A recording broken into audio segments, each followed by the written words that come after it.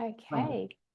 Good Good. morning. And sorry, Judy. I'll quickly just introduce. So welcome to today's webinar on building mental health resilience. So my name's Jess. I'm Health Promotion Manager at Arthritis Queensland and New South Wales. And we're really excited to have Judy with us today presenting this webinar. So just quickly before I introduce Judy, just a reminder that the information provided in our webinar series is of general information and advice, and we always recommend consulting with your doctor or healthcare provider to obtain individual medical or treatment advice. So I'm very excited to introduce Judy today. So Judy is Australia's expert in psychoneuroimmunology-based relaxation therapy and an international speaker. She has a PhD from the University of Sydney and a diploma of adult education. With up-to-date knowledge, passion, and humour, Judy teaches how relaxation therapy enhances mental health and physical well-being. Judy emphasises the importance of personal relaxation practice for self-care for anxiety, pain, trauma, depression, sleep disorders, and chronic inflammatory conditions. She's determined to increase relaxation therapies in 21st century healthcare. So hand over to you, Judy. Please take it away. Wonderful, Jess. Thank you very much. I'm delighted to present to you.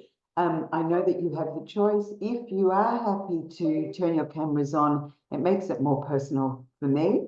But obviously that is up to you. If you're happy to, please turn your cameras on. So I'm going to begin by asking you a question, and we'll come to the answer later. But what I'd like you to do is either write into the chat room or unmute and tell me what is the first thing that you would do if you want to squeeze through a tight space. What's the first thing that you would do to get through a narrow space? So you can write it into the chat or you can unmute and say. Breathe in. Breathe in, all right. So what I'm going to do, if anybody else wants to unmute and say, or type in, and we'll come back to that. Now, in the next hour, I have a lot of information for you. You will get the recording. I do like to include quite a bit of as much theory and research and evidence as possible, but we are going to do some prac, and you are going to leave with an introduction to the skill of taking slow breaths to reduce anxiety or pain or anything like that, chronic conditions.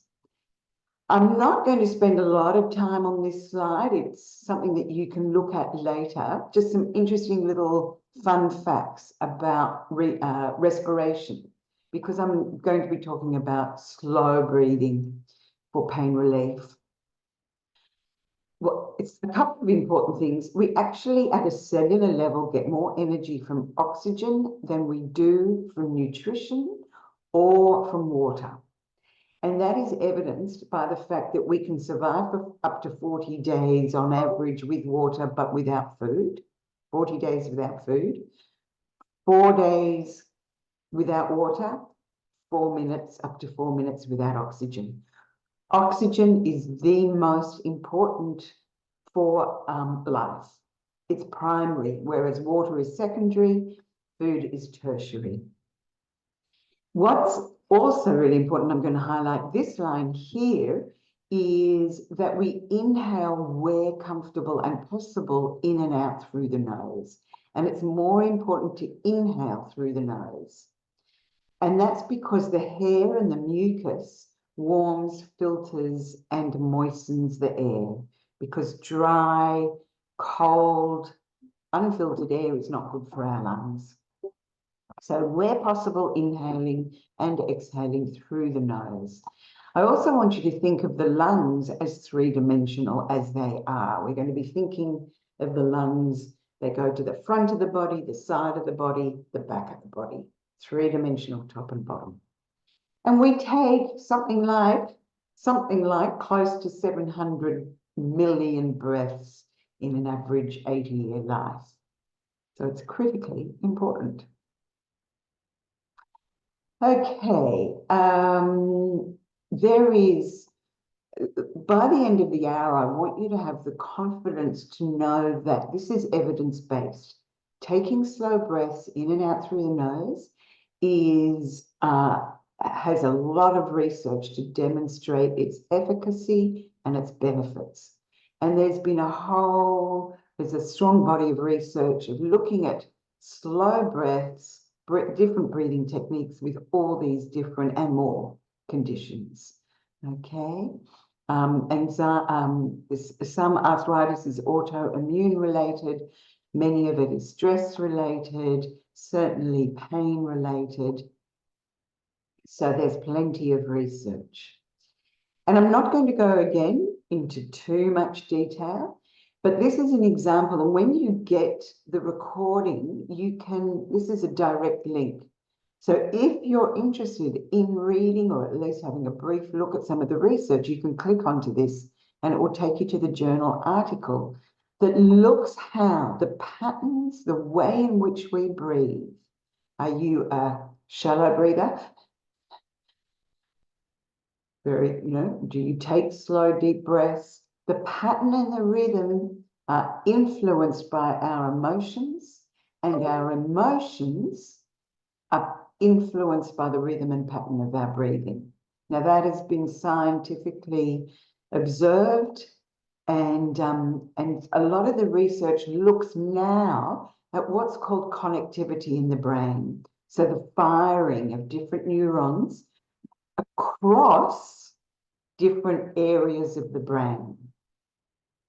So I won't go into any more detail, but I find it fascinating. It's the research that keeps me really stimulated, intellectually stimulated, because the research is becoming more and more sophisticated. The brain imaging technology is improving, and we can see what happens when we're relaxed compared to when we're stressed. What happens in the brain when we experience pain and then when we do some relaxation, like taking slow breaths. All right.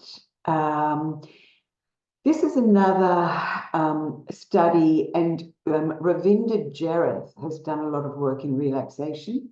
He's an American physician. I'll just give you this is the autonomic nervous system, okay, which regulates stress and relaxation. And we can modulate our autonomic nervous system by taking what's called diaphragmatic breaths, deep breaths, slow breaths. The main reason for this slide is that this researcher and doctor emphasizes that deep, slow breathing should be a first line treatment, a primary intervention for things like anxiety, depression, pain, mood disorders. Okay, not just, oh, nothing else has worked, let's try this. He's advocating that slow breathing should be treated, should be a treatment that's used first and foremost. Doesn't mean to say it can be used in conjunction with medication, in conjunction with psychological interventions, but it certainly shouldn't be left out. So he's really strongly advocating the benefits of slow breathing. Judy, sorry to jump in. Please do. How come doctors don't advocate that then?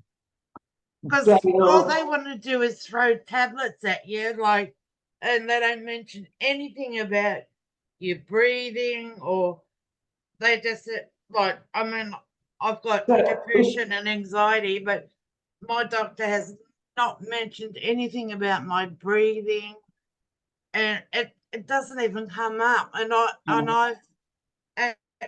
like you, I love doing research, and I've been looking at, what sets off pain and how to turn those signals off. And I'm not really. I'll answer your question, Gail.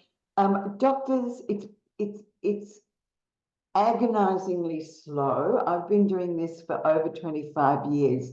There is now an exponential growth in the integration, like integrative medicine, lifestyle medicine, of including these sort of things, nutrition, stress management, which I like to call relaxation therapy, the importance of socialization. The old school doctors who ignore all of this, can I say, are not going to last much longer. I do teach doctors, psychiatrists, psychologists, social workers, dentists are more and more interested because they deal with anxious patients all the time. I have a course at Sydney Uni. It's happening, but agonizingly slowly. So you need to educate your doctor, is what I can say. Flick him these notes when you're good and ready, or her. All right. Can you move to Queensland? I work online as well. The last slide of this handout are my contact details, so you can have a look at that. Okay, so I want to talk about it's the vagal nerve or the vagus nerve. We won't get hung up about different names. It's the main nerve that stimulates the parasympathetic nervous system, which is what calms us. Okay, and it in turn is affected by slow breathing. So I'm giving you a little bit of the physiological processes involved as to why taking slow breaths does work, does make a difference. And one of the mechanisms, the pathways through the body, is via the vagal nerve. It is the main nerve of the system that relaxes us.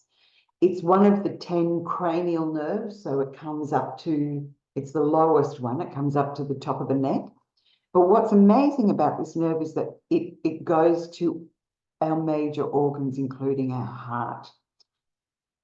And this next slide, what I want to show you, this is the diaphragm. So when people talk about diaphragmatic breathing, this is the main muscle of respiration, which most people don't use.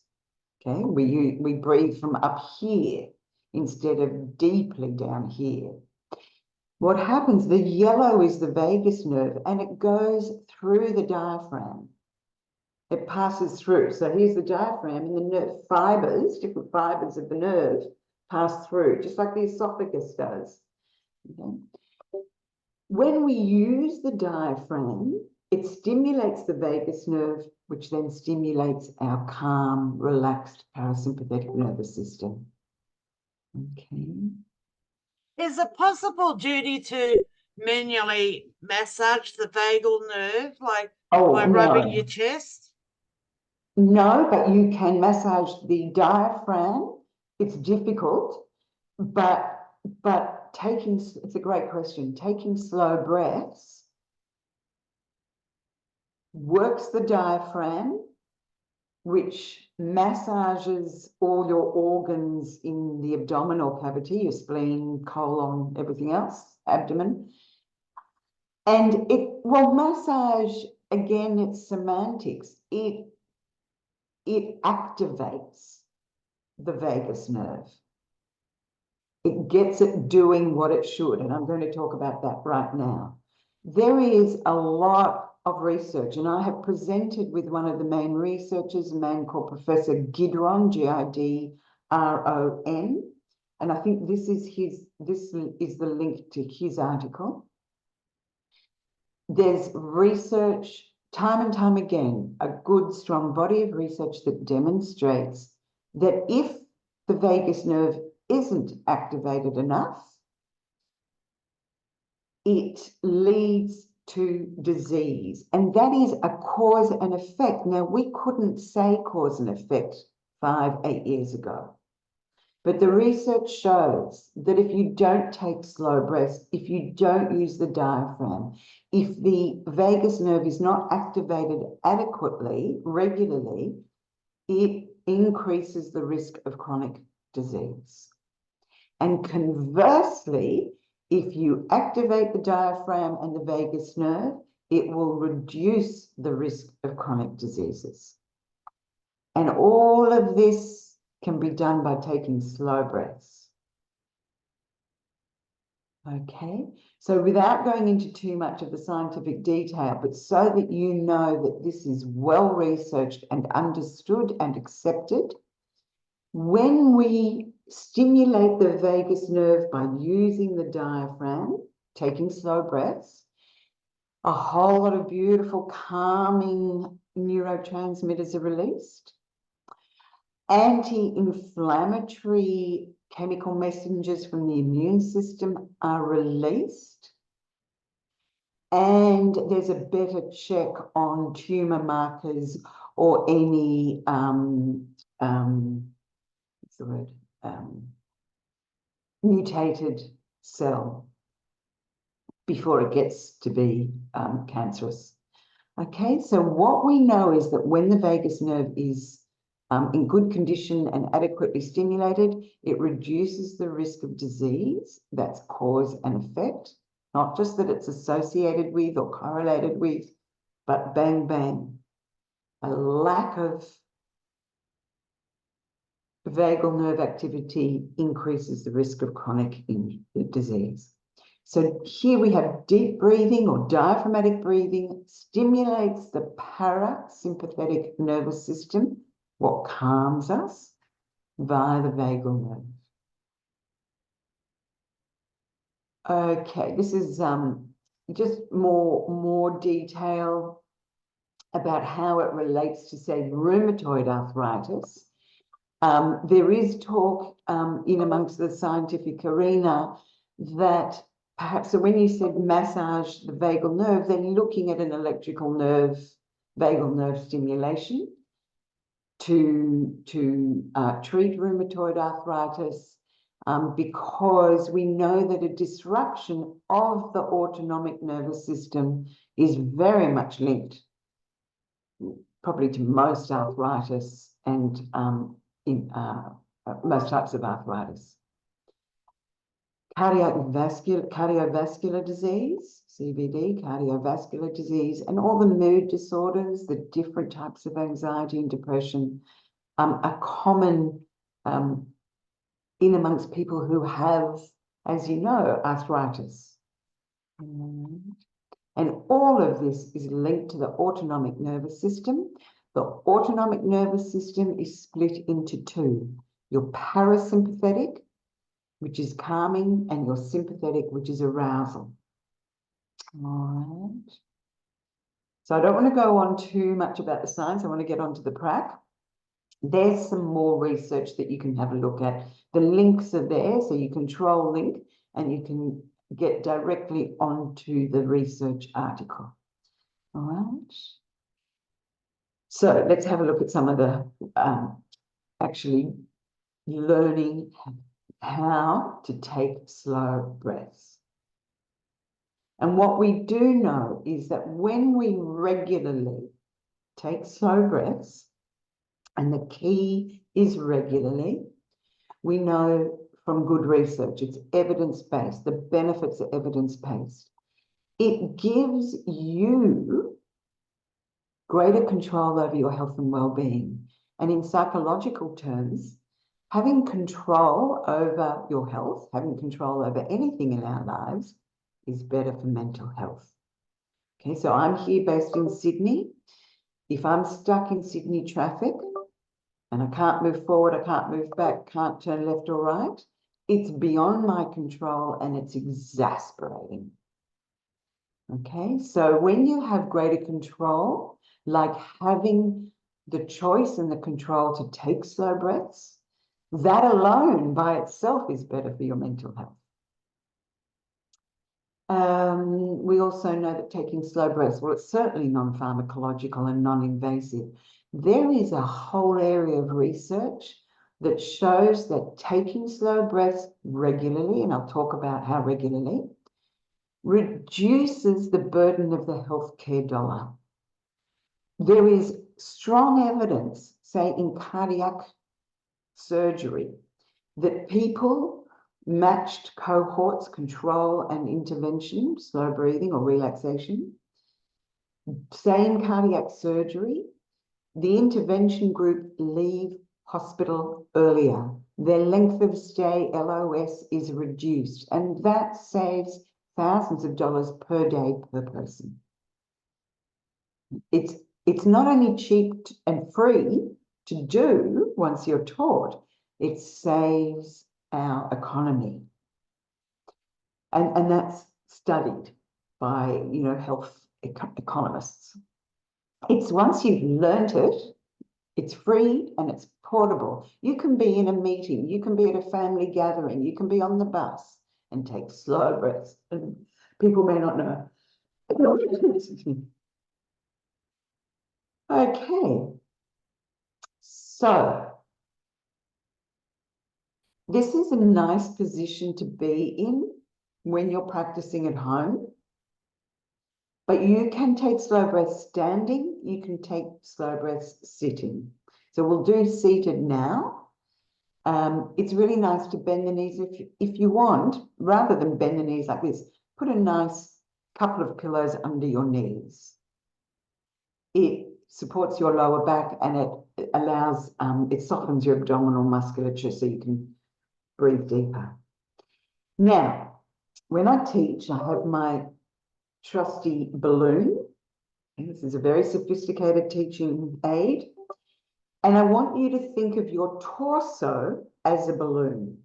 And here's the human torso.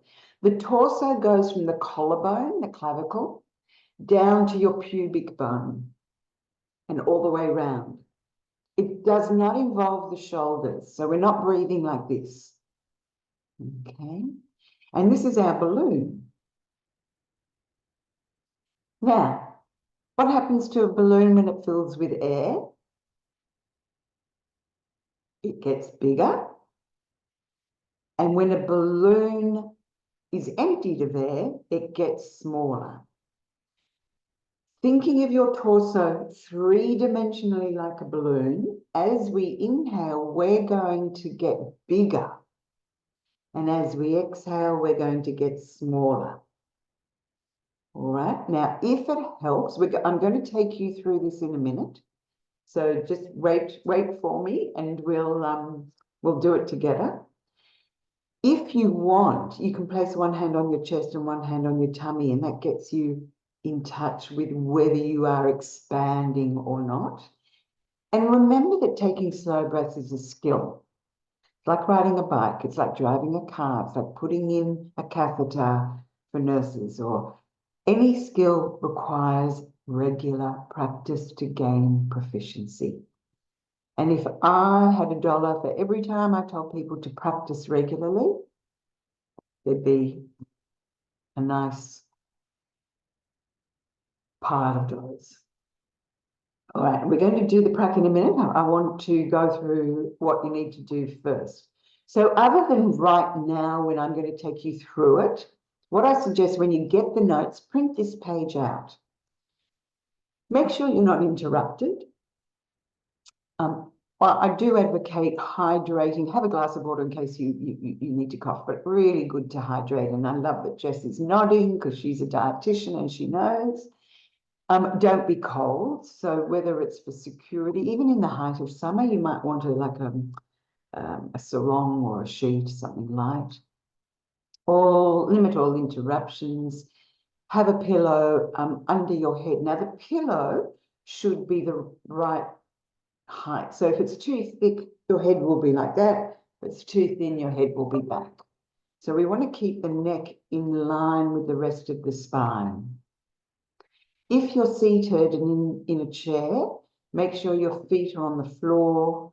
I'm a great believer in lumbar rolls. So it's support. So instead of slouching, you can sit. It's easy to sit upright, and you can roll a towel. You don't have to spend any money. So I really value lumbar rolls. Just a sausage pillow or a roll of towel in the small of your back. So that helps us keep our spine as straight as possible.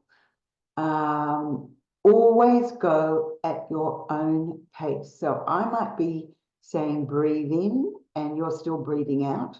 That's fine. You go at your own pace, and comfort is all important. And smooth. So I don't want anything forced, like it's smooth and it's slow and it's soft. And you have homework. So over the next few weeks or months, now, if you're only comfortable taking one slow breath, start with one slow breath. My motto is one slow breath is better than none. 5 is better than 4. But you have to be comfortable. And I advocate that you take 5, at least, you're welcome to take more, but at least 5 slow breaths, preferably twice a day. If you do it once a day, that's fine. All right, and we'll talk about when in a minute. All right, so I'm now going to take you. Are there any questions? There's lots of comments in the chat. Let's have a look at the questions.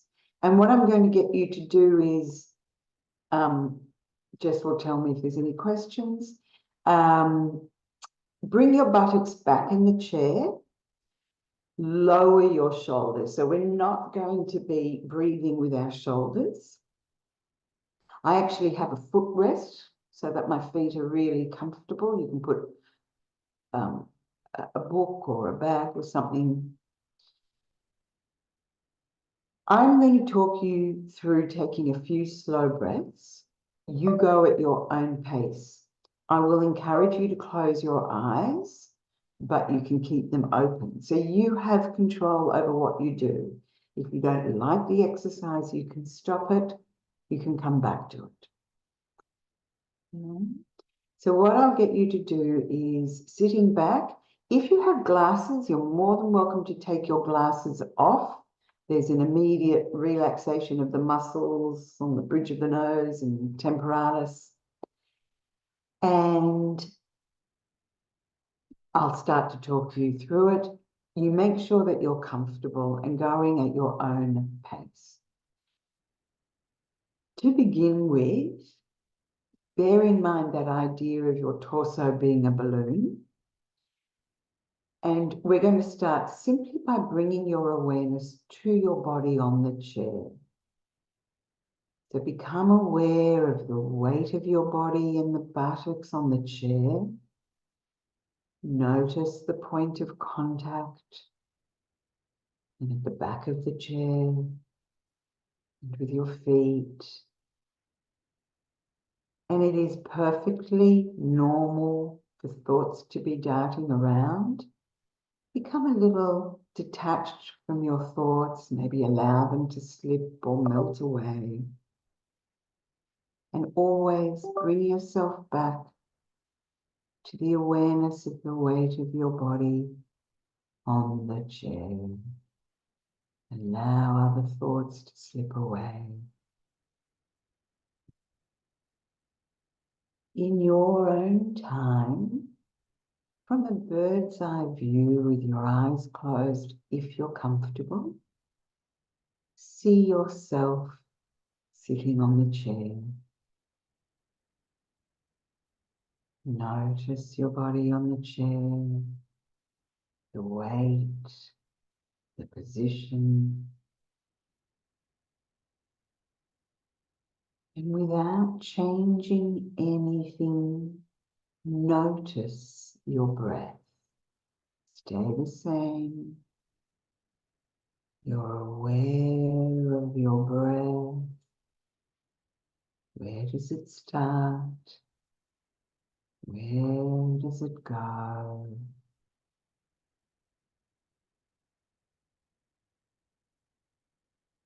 And in your own time, allowing other thoughts to slip away. Think of your torso as a balloon. And as you breathe slowly in, make your torso bigger.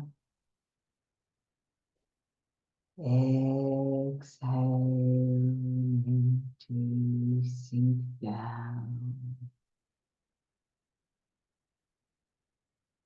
In your own time, always comfortable, Slowly breathe in and expand. Exhale, sink down.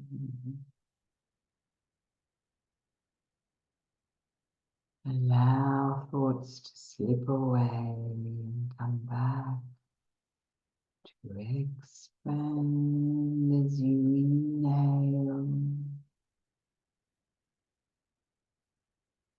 and sink down. Exhale. Always comfortably at your own pace. As you inhale, expand. Exhale.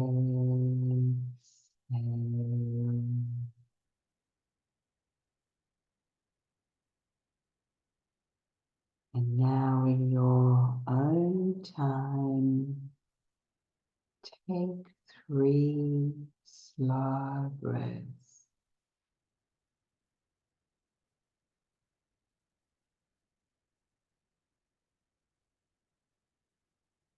In your own time.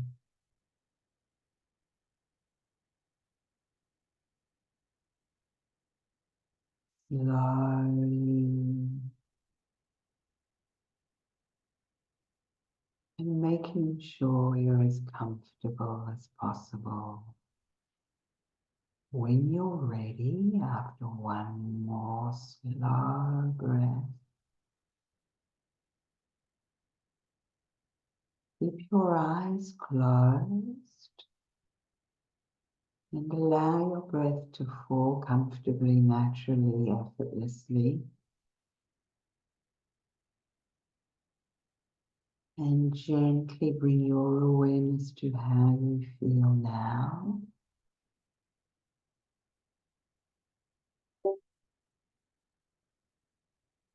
Gently wiggling your toes. Wiggling your toes. Bring your awareness to you in the room. Wiggling your fingers. With your eyes closed, rub your hands together. Generate some heat in your hands. And then with your eyes closed, place your hands over your eyes. Aware of how you feel now, gently opening your eyes behind your hands and take your time to come back.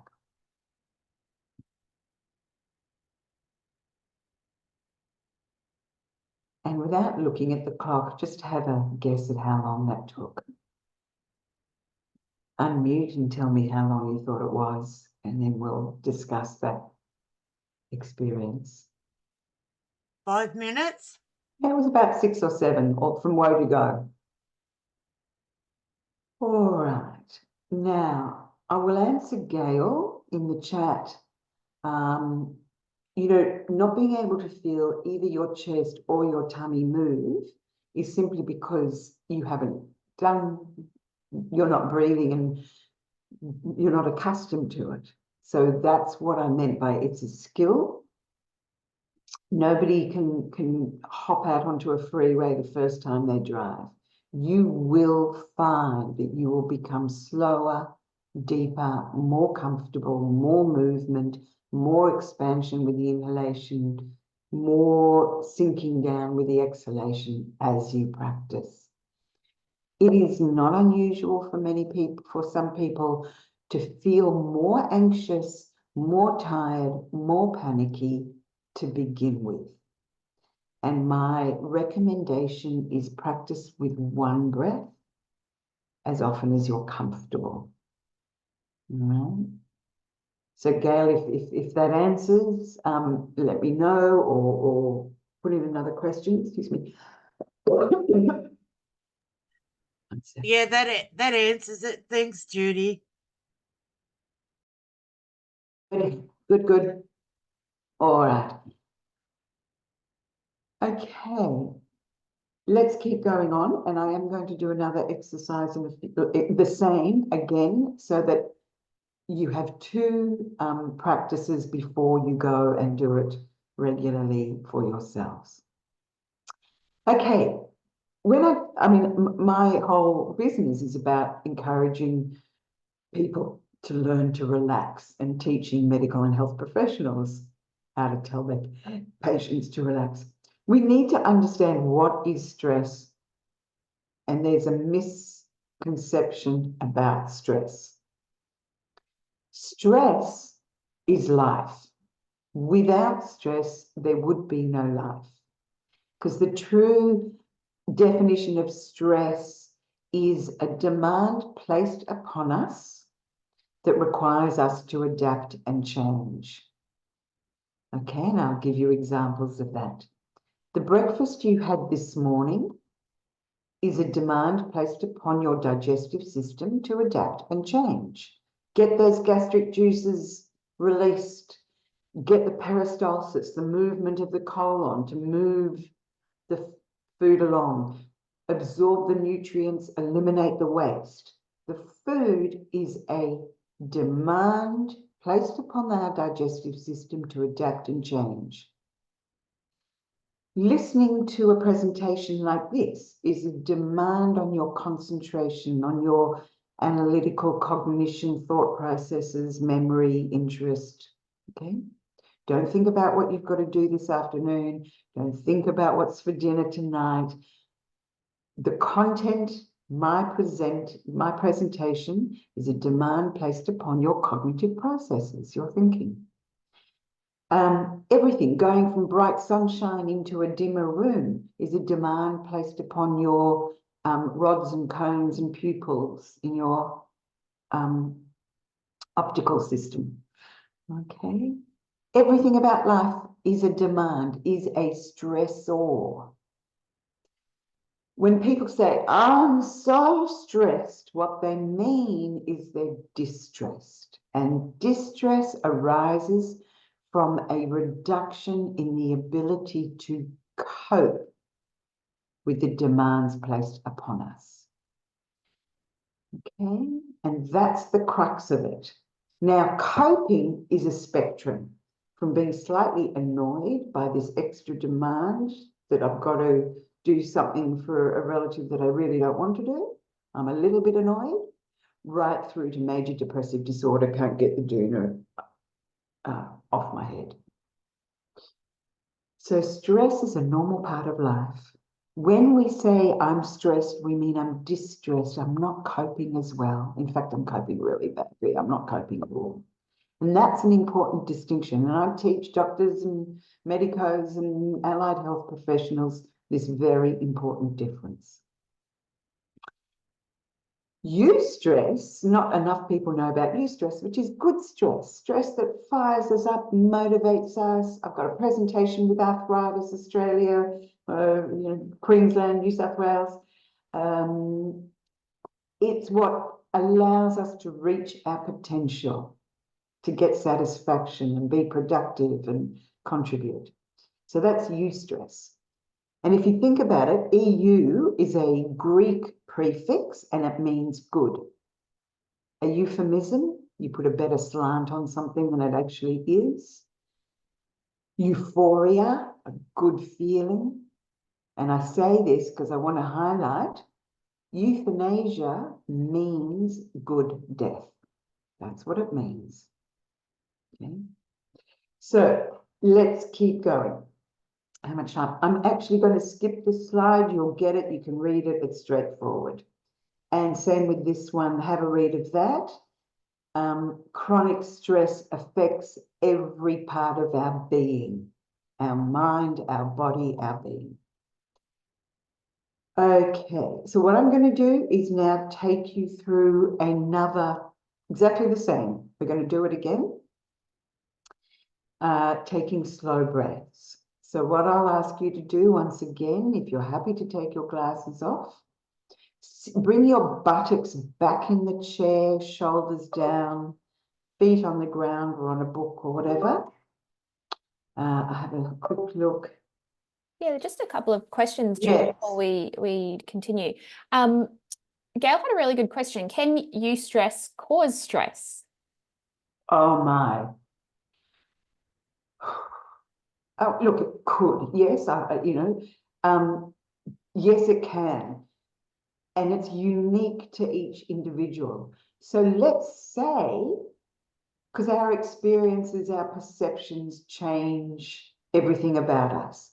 So if in the past, and this is one example to answer that question, you were having a good time and then something happened, then the next time you feel that the same way something negative happened, the next time you feel that good feeling, the same as the last time, you may associate it with then something bad is going to happen.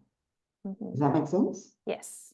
Yeah. So, we are just so fickle and foible, anything can happen anytime. Yeah. But having said that, the more we generate a good feeling for ourselves by taking 5 slow breaths twice a day, the more we can put ourselves into that good feeling. Yeah. That eustress. Box breathing, I'm not going to Yes. talk about. We just don't have the time. What I've done, what I'm teaching you, and it's very useful. I don't teach it, especially in 1 hour. I'm already pushed for time. There are a lot of different ways to regulate your breathing, and that's one of the things that's so amazing. It is autonomic. We don't think about having to breathe in and breathe out 24 hours a day, and yet we can control it. What I teach by what I've just done and what we're going to do again is the most basic biomechanical, get bigger as you breathe in, smaller as you breathe out. I listened to a lecture by someone who does very similar work to me, and he called it stupidly simple. I call it KISS, which is much nicer. Keep it simple, simple, keep it simple, simple. KISS, keep it simple, simple, simple. Get bigger as you breathe in, smaller as you breathe out. Then if you want to look at pranayama, yogic breathing, box breathing, there's a lot more. I hope that answers that. I can't read all of that. Okay, so let's go through the exercise once more, and then we can have quick answers, Q&A. Sitting back in your chair, buttocks are back, feet planted on book or floor, shoulders are down. Go at your own pace, open your eyes. All right. With your eyes closed, bring your attention to your body on the chair, the distribution of weight. Notice your body, the points of contact on the chair, and allow those other breaths, those other thoughts to drift away. Come back to you. And notice your breathing without changing anything. Notice your breath. Where does it start? Where does it go?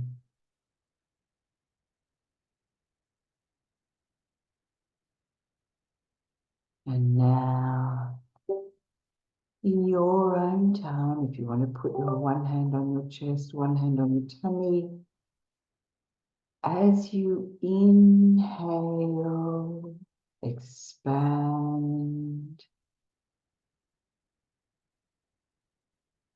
As you exhale, slowly sink down.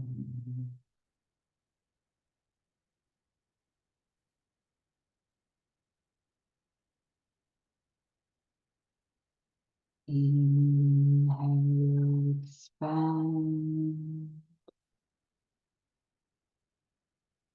Exhale,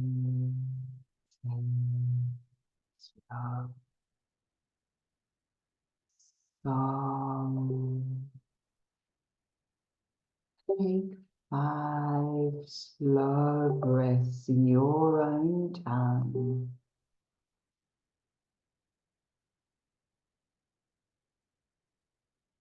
aware of your breath.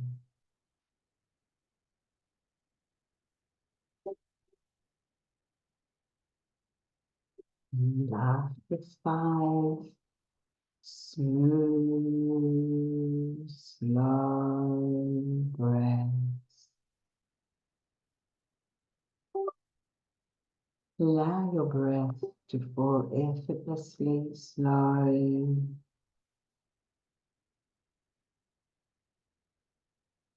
Bring your breath back to natural, no effort. And become aware of how you feel now.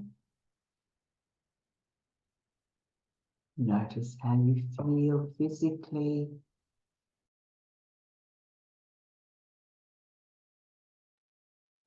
Feel on the inside, mentally, emotionally. And very gently wiggling your toes, bringing your awareness back to yourself in the room. If you can, keep your eyes closed. Grab your hands together, get some warmth in those hands. Place them over your closed eyes. And take your time coming back.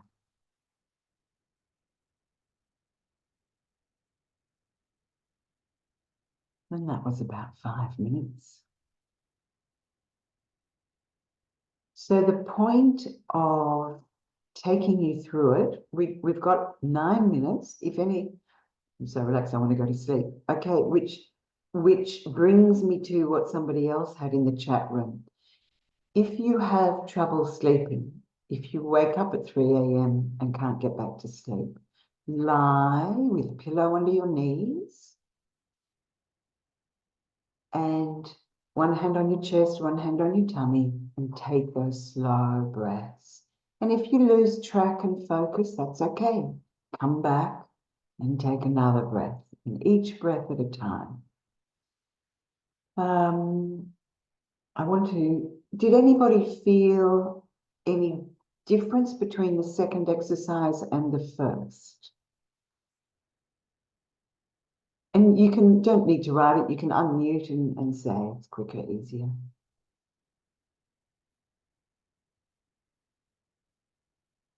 Did anybody find it difficult?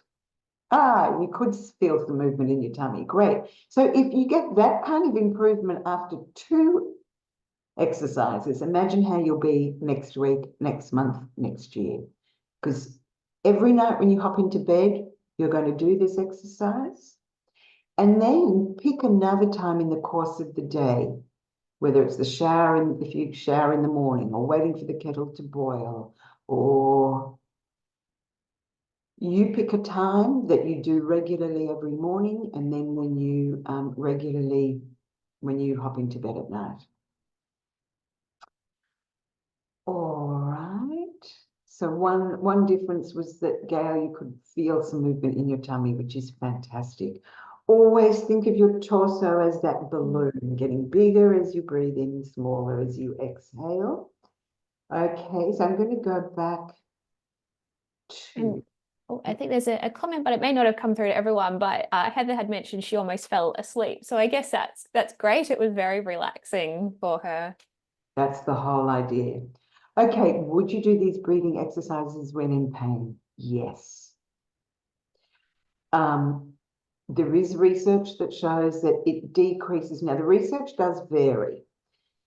Some says it decreases the perception of pain. So your pain may still be there. And this is what I've found clinically. I have had people say, I did not feel any pain during that exercise. So that's the perception and awareness of pain. Your nerve endings might still be firing, but you can decrease pain with relaxation techniques like diaphragmatic breathing, like what I'm showing you. This is, and very quickly, I'm going to show you. So this is the diaphragm. It's an amazing muscle.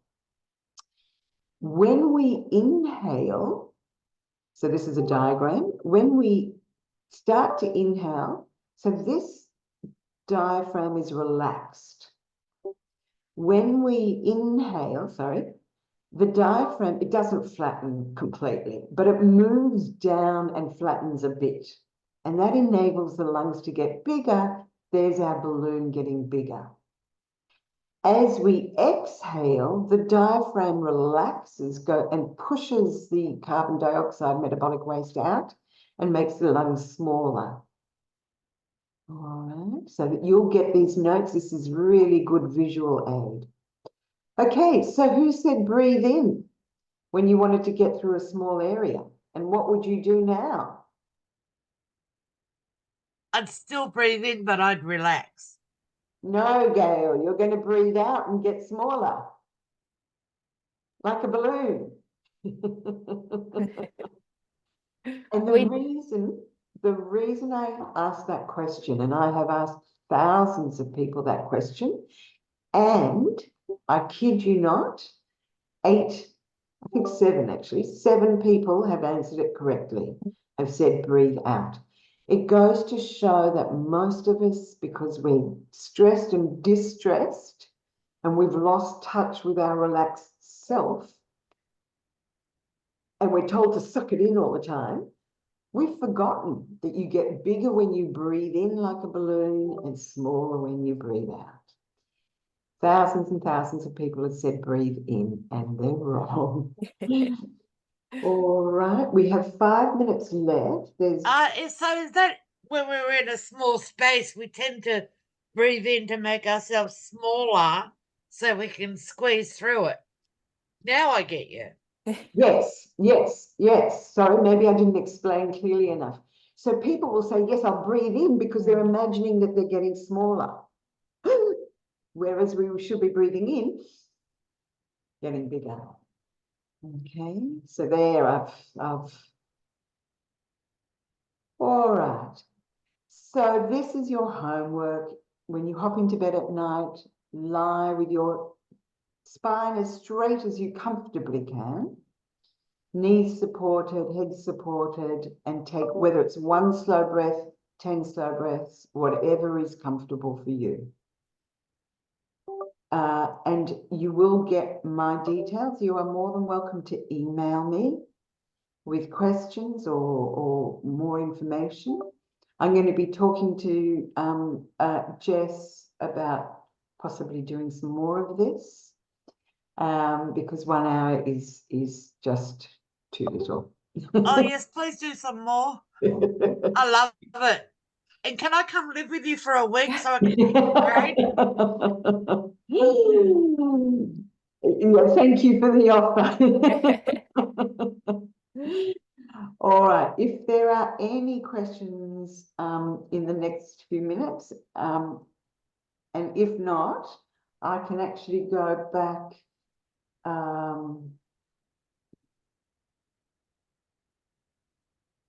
think we have touched on all the questions that did come through in the chat, but I actually, Judy, I do have a question and sort of around what I guess some of the mechanisms are that help, that breathing helps with sort of, because it seems like it can be a benefit, to pain or, our mental clarity and all those sorts of areas. And I guess I've always thought, when you're sort of feeling overwhelmed or nervous and you do some deep breaths, it can really help to sort of clear your thinking. And I've always assumed, there's some sort of role of getting more oxygen to the brain. But in doing that particular breathing exercise as well, I realize there's the components of, you're redirecting your thoughts and you're sort of focusing on the now. Is there, I guess, sort of any other mechanisms there involved? are many mechanisms. So when we look at relaxation, and I can teach this more if we have an opportunity more, the underlying fundamental principle, and it's whether you do diaphragmatic breathing, yoga, tai chi, mindfulness, whatever it is, when you knit for relaxation, when you go for a walk, the way it relaxes us, and this is one of the mechanisms, is focus. Okay, now you can call it awareness, being in the here and now, mindfulness, meditation. It eliminates all that chit chat. that distresses us. It puts it aside. So focus is the first and foremost mechanism by which this works. You know, when you're at work and you're concentrating on your work, you're not thinking about the disasters at home or troubles or whatever. So it's the focus. And in relaxation, we focus on positive things, on relaxing things, on one thing. We keep it simple. Somebody just, I think Leanne just wrote in inverted commas, it is simple. Yep. The evidence is becoming more and more sophisticated. The techniques have always, for thousands of years, been simple. Then, just to briefly answer you, via heart rate variability, vagus nerve, the release of different neurotransmitters, hormones, the switch from sympathetic to parasympathetic, lots of mechanisms by which it works. Absolutely. And like you said at the start as well, for something that is so freely available, sorry, I've got a bug, something that's freely available, anyone can do it, and it's got such wide-ranging benefits. So it's crazy that we don't all grow up knowing to do this Yes. more. Yes, no, it is crazy. So, well, I thank you. We are right on 11 o'clock. I think Yep. it's important to finish on time. Yeah, definitely. And there isn't any more questions coming in. There's a whole lot of thanks and people jumping off, letting us know they're definitely going to practice some of those Wonderful. breathing sessions going forward and do their homework. Terrific. Thank you, Dr. Judy, but my doctor's going to hate you once I print this all out and give it to him. That's okay. He's welcome to contact me too. Well, thank you so much, Good. Judy. It's been Well, wonderful having you present today and take us through some of those guided sessions. And we definitely will be in touch and hopefully be able to run some more sessions going forward, because it's so useful. I really like the practical component of those Good, sessions. So thank you so much. all the And thank best, you, everyone. Jess. Thank you, Gail. Thank you for joining us. Take And- care, everyone. Yeah, hope you all have a wonderful day. Thanks. Bye. Bye now. Thank you. Bye.